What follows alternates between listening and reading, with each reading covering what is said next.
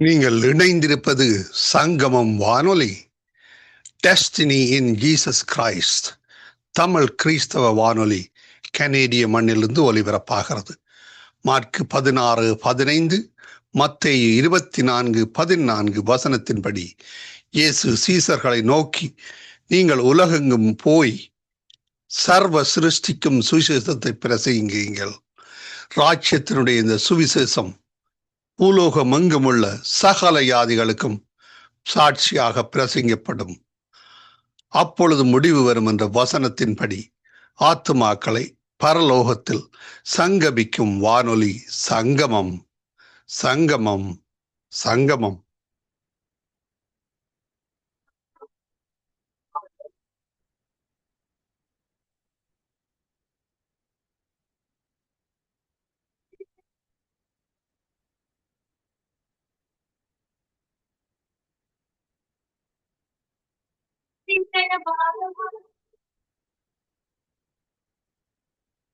ஒன்று சாமுவேல் 25ஆம் அதிகாரம். சாமுவேல் மரணம் அடைந்தான். இஸ்ரவேலர் எல்லாரும் கூடி வந்து அவனுக்காக துக்கம் கொண்டாடி ராமாவில் இருக்கிற அவனுடைய வளவிலே அவனை அடக்கம் பண்ணினார்கள். தாவீது எழுந்து பாரான் வனாந்திரத்துக்கு புறப்பட்டு போனான். மாகோனிலே ஒரு மனுஷன் இருந்தான். அவனுடைய தொழில்துறை கர்மேலில் இருந்தது. அந்த மனுஷன் மகா பாரி குடித்தனக்காரனாயிருந்தான். அவனுக்கு 3000 ஆடும் 1000 வெள்ளாடும் இருந்தது. அவன் அப்பொழுது கர்மேலில் தன் ஆடுகளை மயிர் கத்தரித்துக் கொண்டிருந்தான். அந்த மனுஷனுக்கு நாபால் என்றும் அவன் மனைவிக்கு அபிகாயில் என்றும் பெயர். அந்த ஸ்திரீ மகா புத்திசாலியும் ரூபவதியுமாயிருந்தாள்.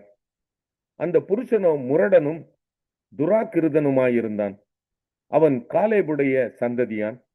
நாபால் தன் ஆடுகளை மயிர் கத்தரிக்கிற செய்தியை வனாந்தரத்தில் இருக்கிற தாவீது கேட்டபோது, தாவீது 10 வாலிபரை அழைத்து, நீங்கள் கர்மேலுக்கு போய் நாபாலிடத்தில் சென்று என் பெயரை சொல்லி அவன் சுக செய்தியை விசாரித்து அவனை நோக்கி, நீர் வாழ்க, உமக்கு சமாதானமும் உம்முடைய வீட்டுக்கு சமாதானமும் உமக்கு உண்டான எல்லாவற்றிற்கும் சமாதானமும் உண்டாவதாக என்று அவனை வாழ்த்தி, இப்பொழுது ஆடுகளை மயிர் கத்தரிக்கிறவர்கள் உம்மிடத்தில் இருக்கிறார்கள் என்று கேள்விப்பட்டேன்.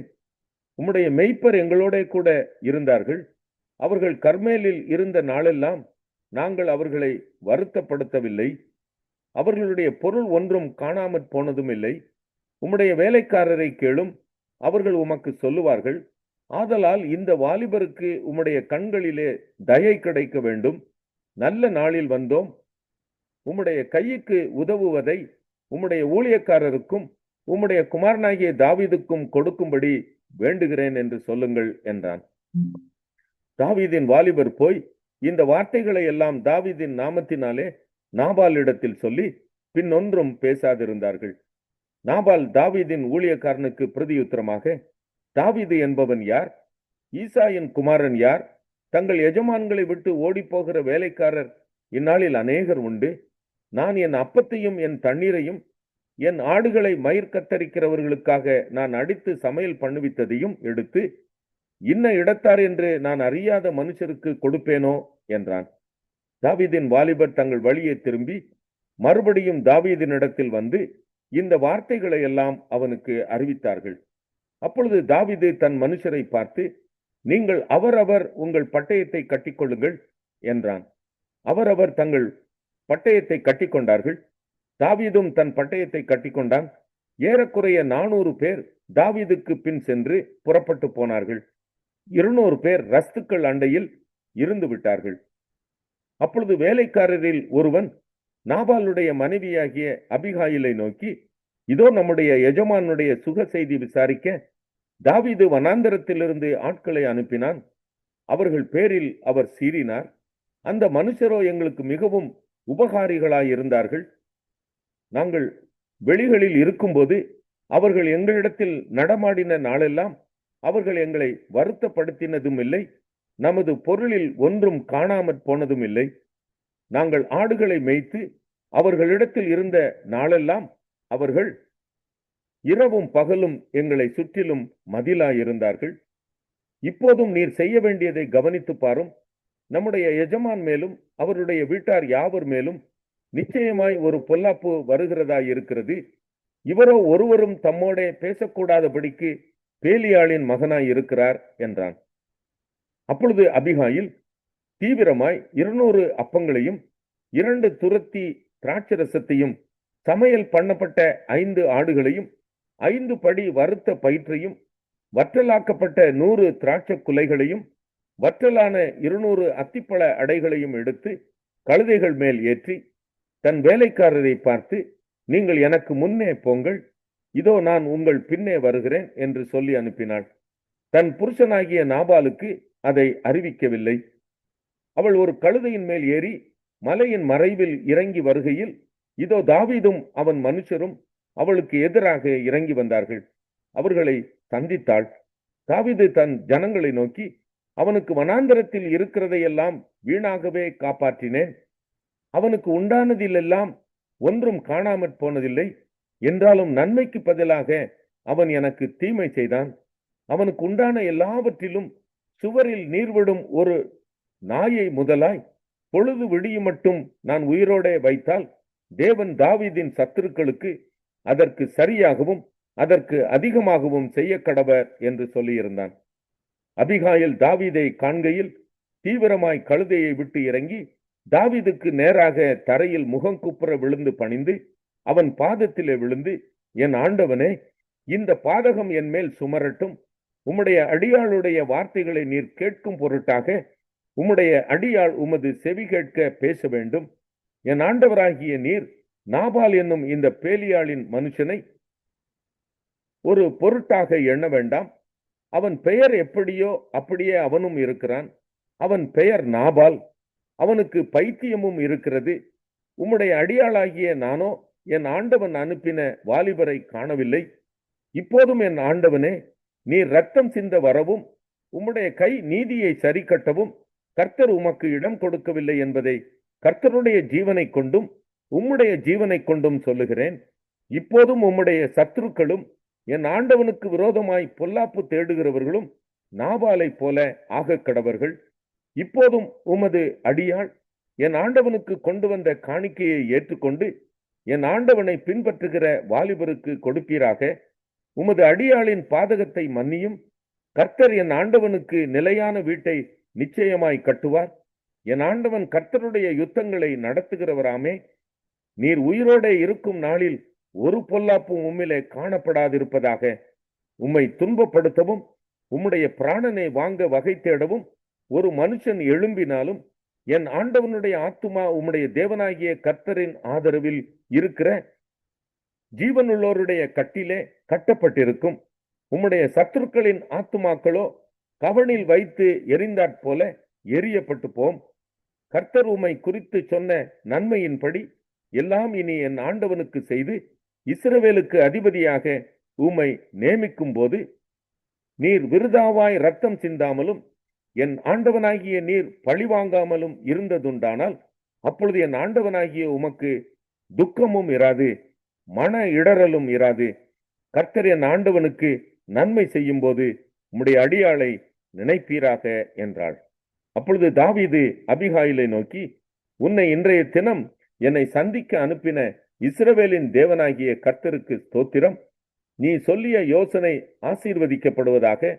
நான் ரத்தம் சிந்த வராதபடிக்கு என் கையே பழிவாங்காத படிக்கும் நீ இன்றைய தினம் என்னை தடை பண்ணினபடியினால் நீயும் ஆசீர்வதிக்கப்படுவாயாக.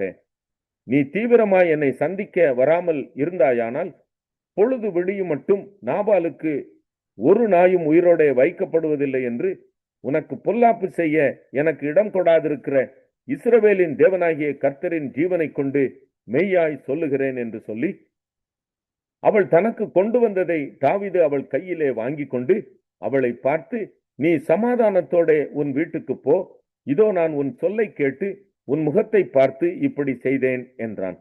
அபிகாயில் நாபாலிடத்தில் வந்தபோது, இதோ ராஜா விருந்துக்கு ஒப்பான விருந்து அவன் வீட்டிலே நடந்தது. அவன் இருதயம் களித்திருந்தது. அவன் மிகவும் வெறித்தும் இருந்தான். ஆகையால் பொழுது விடியும் மட்டும் சிறிய காரியமானாலும் பெரிய காரியமானாலும் ஒன்றையும் அவனுக்கு அறிவிக்கவில்லை. பொழுது விடிந்து நாபாலின் வெறி தெளிந்த பின்பு அவன் மனைவி இந்த வர்த்தமானங்களை அவனுக்கு அறிவித்தாள். அப்பொழுது அவன் இருதயம் அவனுக்குள்ளே செத்து அவன் கல்லை போலானான். கர்த்தர் நாபாலை வாதித்ததினால் ஏறக்குறைய 10 நாளுக்கு பின்பு அவன் செத்தான். நாபால் செத்து போனான் என்று தாவீது கேள்விப்பட்ட போது என் நிந்தையின் வழக்கை நாபாலின் கையில் விசாரித்து தம்முடைய அடியானை பொல்லாப்பு செய்யாதபடிக்கு தடுத்த கர்த்தருக்கு ஸ்தோத்திரம். கர்த்தர் தாமே நாபாலின் பொல்லாப்பை அவன் தலையின் மேல் திரும்ப பண்ணினார் என்று சொல்லி அபிகாயிலை விவாகம் பண்ணுகிறதற்காக அவளோட பேச தாவீது ஆட்களை அனுப்பினான். தாவீதின் ஊழியக்காரர் கர்மேலில் இருக்கிற அபிகாயில் அண்டைக்கு வந்து, தாவீது உன்னை விவாகம் பண்ண மனதாய் எங்களை உன்னிடத்தில் அனுப்பினார் என்று அவளோட சொல்லுகிற போது அவள் எழுந்திருந்து தரை மட்டும் முகம் குனிந்து, இதோ நான் என் ஆண்டவனுடைய ஊழியக்காரரின் கால்களை கழுவத்தக்க பணிவிடைக்காரியாகிய அவருடைய அடியாள் என்றாள். பின்பு அபிகாயில் தீவிரித்து எழுந்து ஒரு கழுதையின் மேல் ஏறி 5 தாதி பெண்களை கூட்டிக் கொண்டு தாவீதின் தானாபதிகளுக்கு பின் சென்று போய் அவனுக்கு மனைவியானாள். எஸ்ரேல் ஊராளாகிய அகினோவாமையும் தாவீது விவாகம் பண்ணினான். அவர்கள் இருவரும் அவனுக்கு மனைவிகளானார்கள். சவுல் தாவீதின் மனைவியாகிய மீகாள் என்னும் தன் குமாரத்தியை காலிம் ஊரானாகிய லாயீசின் குமாரனான எரேமியா 2ஆம் அதிகாரம். கர்த்தருடைய வார்த்தை எனக்கு உண்டாகி, அவர், நீ போய் எருசலேமின் செவிகள் கேட்கும்படி கூப்பிட்டு சொல்ல வேண்டியது என்னவென்றால், விதைக்கப்படாத தேசமாகிய வனாந்திரத்திலே நீ என்னை பின்பற்றி வந்த உன் இளவயதின் பக்தியையும் நீ வாழ்க்கைப்பட்ட போது உனக்கிருந்த நேசத்தையும் நினைத்திருக்கிறேன் என்று கர்த்தர் சொல்லுகிறார். இஸ்ரவேல் கர்த்தருக்கு பரிசுத்தமும் அவருடைய விளைவின் முதற் பலனுமாயிருந்து அதை பட்சித்த யாவரும் குற்றவாளிகளானார்கள். பொல்லாப்பு அவர்கள் மேல் வந்ததென்று கர்த்தர் சொல்லுகிறார். யாக்கோபின் குடும்பத்தாரே, இஸ்ரவேல் குடும்பத்தின் வம்சங்களே, நீங்கள் எல்லாரும் கர்த்தருடைய வார்த்தையை கேளுங்கள். கர்த்தர் சொல்லுகிறது என்னவென்றால், எங்களை எகிப்து தேசத்திலிருந்து வரப்பண்ணினவரும் அவாந்தர வெளியும் பள்ளங்களும் உள்ள தேசமும் வறட்சியும் மரண இருளும் உள்ள தேசமும் ஒருவனும் கடவாமலும் ஒரு மனுஷனும் குடியிராமலும் இருக்கிற தேசமுமான வனாந்தரத்தில் எங்களை நடத்தினவருமாகிய கர்த்தர் எங்கே என்று உங்கள் பிதாக்கள் கேளாமல் என்னை விட்டு தூரப்பட்டு மாயையை பின்பற்றி வீணராய் போகிறதற்கு என்னிடத்தில் என்ன அநியாயத்தை கண்டார்கள்? செழிப்பான தேசத்தின் கனியையும் நன்மையையும் சாப்பிடும்படிக்கு நான் உங்களை அவ்விடத்துக்கு அழைத்து கொண்டு வந்தேன். ஆனாலும் நீங்கள் அதற்குள் பிரவேசித்த போது என் தேசத்தை தீட்டுப்படுத்தி என் சுதந்திரத்தை அருவருப்பாக்கினீர்கள். கர்த்தர் எங்கே என்று ஆசாரியர்கள் சொல்லாமலும் வேதத்தை போதிக்கிறவர்கள் என்னை அறியாமலும் இருந்து மெய்ப்பர்கள் எனக்கு துரோகம் பண்ணினார்கள். தீர்க்கதரிசிகள் பாகாலை கொண்டு தீர்க்க தரிசனம் சொல்லி வீணானவைகளை பின்பற்றினார்கள். ஆதலால் இன்னும் நான் உங்களோட வழக்காடுவேன், உங்கள் பிள்ளைகளின் பிள்ளைகளோடும் வழக்காடுவேன் என்று கர்த்தர் சொல்லுகிறார். நீங்கள் கித்தீமின் தீவுகள் மட்டும் கடந்து போய் கேதாருக்கு ஆள் அனுப்பி நன்றாய் விசாரித்து இப்படிப்பட்ட காரியம் உண்டோ என்றும், எந்த ஜாதியாவது தேவர்கள் அல்லாத தங்கள் தேவர்களை மாற்றினது உண்டோ என்றும் பாருங்கள். என் ஜனங்களோ வீணானவைகளுக்காக தங்கள் மகிமையை மாற்றினார்கள். வானங்களே, இதன் நிமித்தம் பிரமித்து கொந்தளித்து மிகவும் திடுக்கிடுங்கள் என்று கர்த்தர் சொல்லுகிறார். என் ஜனங்கள் 2 தீமைகளை செய்தார்கள். ஜீவ தண்ணீர் ஊற்றாகிய என்னை விட்டுவிட்டார்கள். தண்ணீர் நிற்காத தொட்டிகளாகிய வெடிப்புள்ள தொட்டிகளை தங்களுக்கு வெட்டி கொண்டார்கள். இஸ்ரவேல் ஒரு வேலைக்காரனோ, அவன் வீட்டில் பிறந்த அடிமையோ ஏன் கொள்ளையானான்? பால சிங்கங்கள் அவன் மேல் கெர்ச்சித்து முழங்கி அவன் தேசத்தை பாழாக்கிவிட்டன. அவன் பட்டணங்கள் குடியிராமல் சுட்டரிக்கப்பட்டன. நோப், தகபானேஸ் என்னும் பட்டணங்களின் புத்திரரும் என் உச்சந்தலையை நொறுக்கினார்கள். உன் தேவனாகிய கர்த்தர் உன்னை வழியிலே நடத்தி கொண்டு போகும் காலத்தில் நீ அவரை விட்டு போகிறதனால் அல்லவோ இதை உனக்கு நேரிட பண்ணினாய். இப்போதும் சீகோரின் தண்ணீரை குடிப்பதற்கு எகிப்துக்கு போகிறதினால் உனக்கு பிரயோஜனம் என்ன? ஐப்பிராத்து நதியின் தண்ணீரை குடிப்பதற்கு அசீரியாவுக்கு போகிறதினால் உனக்கு பிரயோஜனம் என்ன? உன் தீமை உன்னை தண்டிக்கும், உன் மாறுபாடுகள் உன்னை கண்டிக்கும். நீ உன் தேவனாகிய கர்த்தரை விடுகிறதும் என்னை பற்றும் பயம் உன்னிடத்தில் இல்லாமல் இருக்கிறதும் எத்தனை பொல்லாப்பும் கசப்புமான காரியம் என்று உணர்ந்து கொள் என்று சேனைகளின் கர்த்தராகிய ஆண்டவர் சொல்கிறார். பூர்வம் காலம் துவக்கி நான் உன் நுகத்தடியை முறித்து உன் கட்டுகளை அறுத்தேன். நான் அடிமைப்படுவதில்லை என்று நீயும் சொன்னாயே. ஆகிலும் உயரமான சகல மேட்டின் மேலும் பச்சையான சகல மரத்தின் கீழும் நீ வேசியாய் திரிகிறாய். நான் உன்னை முற்றிலும் நற்கனி தரும் உயர்குல திராட்சை செடியாக நாட்டினேன். நீ எனக்கு காட்டு திராட்சை செடியின் ஆகார கொடிகளாய் மாறிப்போனது என்ன? நீ உன்னை ஊர் மண்ணினாலே கழுவி அதிக சவுக்காரத்தை கையாடினாலும் உன் அக்கிரமத்தின் கரைகள் எனக்கு முன்பாக இருக்கும் என்று கர்த்தராகிய ஆண்டவர் சொல்லுகிறார். நான் தீட்டுப்படவில்லை, நான் பாகால்களை பின்பற்றவில்லை என்று நீ எப்படி சொல்லுகிறாய்? பள்ளத்தாக்கிலே நீ நடக்கிற மார்க்கத்தை பார், நீ செய்ததை உணர்ந்து கொள். தாறுமாறாய் ஓடுகிற வேகமான பெண் ஒட்டகம் நீ. வனாந்திரத்திலே பழகினதும் தன் இச்சையின் மதவெறியிலே காற்றை உட்கொள்ளுகிறதுமான காட்டு கழுதை நீ. அதன் ஆவலை நிறுத்தி அதை திருப்புகிறவன் யார்? அதை தேடுகிறவர்கள் ஒருவரும் வருத்தப்பட வேண்டியதில்லை. அதன் மாசத்தில் அதை கண்டுபிடிப்பார்கள். உன் கால் வெறும் காலாகாத படிக்கும், உன் தொண்டை வறட்சியடையாத படிக்கும் அடக்கிக் கொள் என்றால் நீ அது கூடாத காரியம். நான் அப்படி செய்ய மாட்டேன். அந்நியரை நேசிக்கிறேன், அவர்கள் பிறகே போவேன் என்கிறாய். திருடன் அகப்படுகிற போது எப்படி வெட்கப்படுகிறானோ அப்படியே இஸ்ரவேல் வம்சத்தார் வெட்கப்படுவார்கள். கட்டையை பார்த்து நீ என் தகப்பன் என்றும், கல்லை பார்த்து நீ என்னை பெற்றாய் என்றும் சொல்லுகிற அவர்களும், அவர்கள் ராஜாக்களும், அவர்கள் பிரபுக்களும், அவர்கள் ஆசாரியர்களும், அவர்கள் தீர்க்கதரிசிகளும் வெட்கப்படுவார்கள். அவர்கள் தங்கள் முகத்தை அல்ல தங்கள் முதுகை எனக்கு காட்டினார்கள். தங்கள் ஆபத்து காலத்திலோ எழுந்து எங்களை ரட்சியும் என்கிறார்கள். நீ உனக்கு உண்டு பண்ணின தேவர்கள் எங்கே? உன் ஆபத்து காலத்தில் உன்னை ரட்சிக்க கூடுமானால் அவைகள் எழும்பட்டும். யூதாவே, உன் பட்டணங்களின் இலக்கமும் உன் தேவர்களின் இலக்கமும் சரி. என்னோட நீங்கள் வழக்காடுவானே. நீங்கள் அனைவரும் எனக்கு விரோதமாய் துரோகம் பண்ணினீர்கள் என்று கர்த்தர் சொல்கிறார். நான் உங்கள் பிள்ளைகளை அடித்தது விருதா? சிக்ஷையை ஏற்றுக்கொள்ளாமற் போனார்கள். அழிக்கிற சிங்கத்தை போல உங்கள் பட்டயம் உங்கள் தீர்க்கதரிசிகளை பட்சித்தது. சந்ததியாரே, நீங்கள் கர்த்தருடைய வார்த்தையை சிந்தித்து பாருங்கள். நான் இஸ்ரவேலுக்கு வனாந்தரமும் கார் இருளான பூமியுமாக இருந்தேனோ? பின்ன ஏன் என் ஜனங்கள் நாங்களே எஜமான்கள், இனி உம்மிடத்தில் நாங்கள் வருவதில்லை என்று சொல்லுகிறார்கள்? ஒரு பெண் தன் ஆபரணத்தையும் ஒரு மணவாட்டி தன் ஆடைகளையும் மறப்பாளோ? என் ஜனங்களோ எண்ணி முடியாத நாட்களாய் என்னை மறந்து விட்டார்கள். நேசத்தை தேடுபடிக்கு நீ உன் வழிகளை நயப்படுத்துகிறது என்ன? இவ்விதமாய் நீ பொல்லாத ஸ்திரீகளுக்கும் உன் வழிகளை கற்றுக் கொடுத்தாய். உன் வஸ்திர ஓரங்களிலும் குற்றமில்லாத ஏழை ஆத்துமாக்களின் ரத்தம் காணப்படுகிறது. அதை தோண்டி தேடுகிறதினால் அல்ல, அது எல்லாவற்றின் மேலும் வெளியாய் இருக்கிறதினால் அதை கண்டுபிடித்தேன்.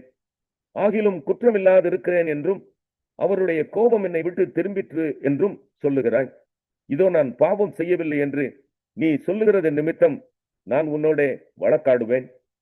நீ உன் வழியை மாற்றி மாற்றி இவ்வளவாய் விலகி போகிறது என்ன? நீ அசீரியாவினால் வெட்கி போனது போல எகிப்தினாலும் வெட்கி போவாய். நீ உன் கைகளை உன் தலையின் மேல் வைத்துக்கொண்டு இவ்விடத்திலிருந்து புறப்பட்டு போவாய். ஏனெனில் உன் நம்பிக்கைகளை கர்த்தர் வெறுத்திருக்கிறார். அவைகளால் உனக்கு காரியம் வாய்க்காது. 13ஆம் அதிகாரம். இயேசு அன்றைய தினமே வீட்டிலிருந்து புறப்பட்டு போய் கடல் ஓரத்திலே உட்கார்ந்தார். திரளான ஜனங்கள் அவரிடத்தில் கூடி வந்தபடியால் அவர் படவில் ஏறி உட்கார்ந்தார். ஜனங்கள் எல்லாரும் கரையிலே நின்றார்கள். அவர் அநேக விசேஷங்களை உவமைகளாக அவர்களுக்கு சொன்னார். கேளுங்கள். விதைக்கிறவன் ஒருவன் விதைக்க புறப்பட்டான். அவன் விதைக்கையில் சில விதை வழி அருகே விழுந்தது. பறவைகள் வந்து அதை பட்சித்து போட்டது. சில விதை அதிக மண்ணில்லாத கற்பாறை இடங்களிலே விழுந்தது. மண் ஆழமாயிராததினாலே அது சீக்கிரமாய் முளைத்தது. வெயில் ஏறின போதோ தீந்து போய் வேறில்லாமையால் உலர்ந்து போயிற்று. சில விதை முள்ளுள்ள இடங்களில் விழுந்தது. முள் வளர்ந்து அதை நெருக்கி போட்டது. சில விதையோ நல்ல நிலத்தில் விழுந்து சிலது 100ஆகவும் சிலது 60ஆகவும் சிலது 30ஆகவும் பலன் தந்தது. கேட்கிறதற்கு காதுள்ளவன் கேட்க கடவன் என்றார். அப்பொழுது சீஷர்கள் அவரிடத்தில் வந்து, ஏன் அவர்களோட உவமைகளாக பேசுகிறீர் என்று கேட்டார்கள். அவர்களுக்கு அவர் பிரதியுத்தரமாக, பரலோக ராஜ்யத்தின் ரகசியங்களை அறியும்படி உங்களுக்கு அருளப்பட்டது, அவர்களுக்கோ அருளப்படவில்லை. உள்ளவன் எவனோ அவனுக்கு கொடுக்கப்படும், பரிபூரணமும் அடைவான். இல்லாதவன் எவனோ அவனிடத்தில் உள்ளதும் எடுத்துக்கொள்ளப்படும். அவர்கள் கண்டும் காணாதவர்களாயும் கேட்டும் கேளாதவர்களாயும் உணர்ந்து கொள்ளாதவர்களாயும் இருக்கிறபடியினால் நான் உவமைகளாக அவர்களோட பேசுகிறேன். ஏசாயாவின் தீர்க்க தரிசனம் அவர்களிடத்தில் நிறைவேறுகிறது. அதாவது, காதார கேட்டும் உணராதிருப்பீர்கள், கண்ணார கண்டும் அறியாதிருப்பீர்கள். இந்த ஜனங்கள் கண்களினால் காணாமலும் காதுகளினால் கேளாமலும் இருதயத்தினால் உணர்ந்து மனம் திரும்பாமலும் நான் அவர்களை ஆரோக்கியமாக்காமலும் இருக்கும்படியாக அவர்கள் இருதயம் கொழுத்திருக்கிறது. காதால் மந்தமாய் கேட்டு தங்கள் கண்களை மூடிக்கொண்டார்கள் என்பதே. உங்கள் கண்கள் காண்கிறதினாலும் உங்கள் காதுகள் கேட்கிறதினாலும் அவைகள் பாக்கியமுள்ளவைகள். அநேக தீர்க்கதரிசிகளும் நீதிமான்களும் நீங்கள் காண்கிறவைகளை காணவும் நீங்கள் கேட்கிறவைகளை கேட்கவும் விரும்பியும் காணாமலும் கேளாமலும் போனார்கள் என்று மெய்யாகவே உங்களுக்கு சொல்லுகிறேன். ஆகையால் விதைக்கிறவனை பற்றிய உவமையை கேளுங்கள். ஒருவன் ராஜ்யத்தின் வசனத்தை கேட்டும் உணராதிருக்கும் போது பொல்லாங்கன் வந்து அவன் இருதயத்தில் விதைக்கப்பட்டதை பறித்துக் கொள்ளுகிறான். அவனே வழி அருகே விதைக்கப்பட்டவன். கற்பாறை இடங்களில் விதைக்கப்பட்டவன் வசனத்தை கேட்டு உடனே அதை சந்தோஷத்தோட ஏற்றுக்கொள்கிறவன். ஆகிலும் தனக்குள்ளே வேறில்லாதவனாய் கொஞ்ச காலம் மாத்திரம் நிலைத்திருப்பான். வசனத்தின் நிமித்தம் உபத்திரவமும் துன்பமும் உண்டான உடனே இடரல் அடைவான். முள்ளுள்ள இடங்களில் விதைக்கப்பட்டவன் வசனத்தை கேட்கிறவனாயிருந்தும் உலக கவலையும் ஐஸ்வர்யத்தின் மயக்கமும் வசனத்தை நெருக்கி போடுகிறதினால் அவனும் பலனற்று போவான். நல்ல நிலத்தில் விதைக்கப்பட்டவனோ வசனத்தை கேட்கிறவனும் உணர்கிறவனுமாயிருந்து 100ஆகவும் 60ஆகவும் 30ஆகவும் பலன் தருவான் என்றார். வேறொரு உவமையை அவர்களுக்கு சொன்னார். பரலோக ராஜ்யம் தன் நிலத்தில் நல்ல விதையை விதைத்த மனுஷனுக்கு ஒப்பாயிருக்கிறது. மனுஷர் நித்திரை பண்ணுகையில் அவனுடைய சத்ரு வந்து கோதுமைக்குள் களைகளை விதைத்து விட்டு போனான். பயிரானது வளர்ந்து கதிர்விட்ட போது களைகளும் காணப்பட்டது. வீட்டெஜமானுடைய வேலைக்காரர் அவனிடத்தில் வந்து, ஆண்டவனே, நீர் உமது நிலத்தில் நல்ல விதையை விதைத்தீர் அல்லவா? பின்னை அதில் களைகள் எப்படி உண்டானது என்றார்கள். அதற்கு அவன், சத்ரு அதை செய்தான் என்றான். அப்பொழுது வேலைக்காரர், நாங்கள் போய் அவைகளை பிடுங்கி போட உமக்கு சித்தமா என்று கேட்டார்கள். அதற்கு அவன், வேண்டாம், களைகளை பிடுங்கும் போது நீங்கள் கோதுமையையும் கூட வேரோடு பிடுங்காதபடிக்கு இரண்டையும் அறுப்பு மட்டும் வளர விடுங்கள். அறுப்பு காலத்தில் நான் அறுக்கிறவர்களை நோக்கி, முதலாவது களைகளை பிடுங்கி அவைகளை சுட்டெரிக்கிறதற்கு கட்டுகளாக கட்டுங்கள், கோதுமையையோ என் களஞ்சியத்தில் சேர்த்து வையுங்கள் என்பேன் என்று சொன்னான் என்றார். வேறொரு உவமையை அவர்களுக்கு சொன்னார். பரலோக ராஜ்யம் கடுகு விதைக்கு ஒப்பாயிருக்கிறது. அதை ஒரு மனுஷன் எடுத்து தன் நிலத்தில் விதைத்தான். அது சகல விதைகளிலும் சிறிதாயிருந்தும் வளரும் போது சகல பூண்டுகளிலும் பெரிதாகி ஆகாயத்து பறவைகள் அதன் கிளைகளில் வந்து அடையத்தக்க மரமாகும் என்றார். வேறொரு உவமையை அவர்களுக்கு சொன்னார். பரலோக ராஜ்யம் புளித்த மாவுக்கு ஒப்பாயிருக்கிறது. அதை ஒரு ஸ்திரீ எடுத்து முழுவதும் புளிக்கும் வரைக்கும் 3 படி மாவிலே அடக்கி வைத்தாள் என்றார். இவைகளை எல்லாம் இயேசு ஜனங்களோட உவமைகளாக பேசினார். உவமைகளினாலே அன்றி அவர்களோட பேசவில்லை. என் வாயை உவமைகளினால் திறப்பேன், உலக தோற்றம் முதல் மறைபொருளானவைகளை வெளிப்படுத்துவேன் என்று தீர்க்கதரிசியால் உரைக்கப்பட்டது நிறைவேறும்படி இப்படி நடந்தது. அப்பொழுது இயேசு ஜனங்களை அனுப்பிவிட்டு வீட்டுக்கு போனார். அவருடைய சீஷர்கள் அவரிடத்தில் வந்து, நிலத்தின் களைகளை பற்றிய உவமையை எங்களுக்கு வெளிப்படுத்த வேண்டும் என்று கேட்டார்கள். அவர் பிரதியுத்தரமாக, நல்ல விதையை விதைக்கிறவன் மனுஷகுமாரன், நிலம் உலகம், நல்ல விதை ராஜ்யத்தின் புத்திரர், களைகள் பொல்லாங்கனுடைய புத்திரர், அவைகளை விதைக்கிற சத்துரு பிசாசு, அறுப்பு உலகத்தின் முடிவு, அறுக்கிறவர்கள் தேவதூதர்கள். ஆதலால் களைகளை சேர்த்து அக்கினியால் சுட்டெரிக்கிறது போல இவ்வுலகத்தின் முடிவிலே நடக்கும். மனுஷகுமாரன் தம்முடைய தூதர்களை அனுப்புவார். அவர்கள் அவருடைய ராஜ்யத்தில் இருக்கிற சகல இடரல்களையும் அக்கிரமம் செய்கிறவர்களையும் சேர்த்து அவர்களை அக்கினி சூளையிலே போடுவார்கள்.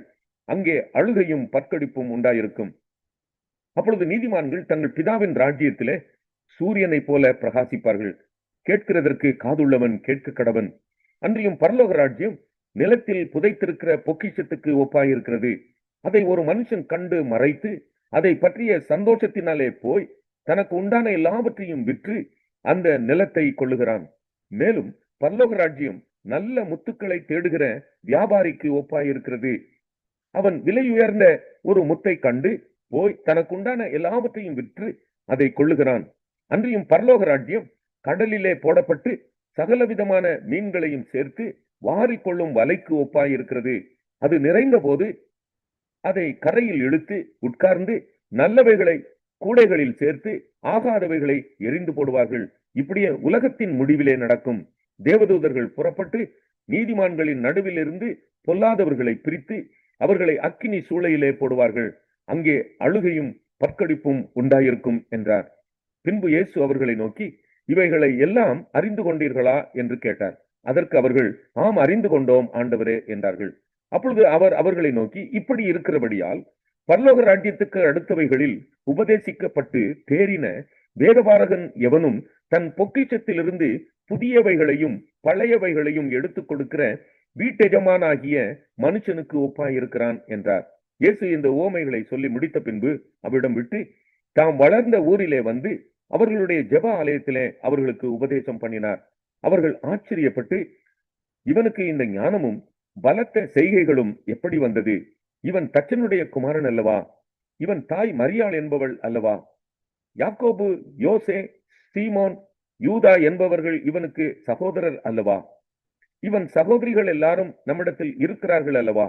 இப்படி இருக்க இதெல்லாம் இவனுக்கு எப்படி வந்தது என்று சொல்லி அவரை குறித்து இடரல் அடைந்தார்கள். இயேசு அவர்களை நோக்கி, தீர்க்கதரிசி ஒருவன் தன் ஊரிலும் தன் வீட்டிலுமே அன்றி வேறெங்கும் கனவீனம் அடையான் என்றார். அவர்களுடைய அவிசுவாசத்தின் நிமித்தம் அவர்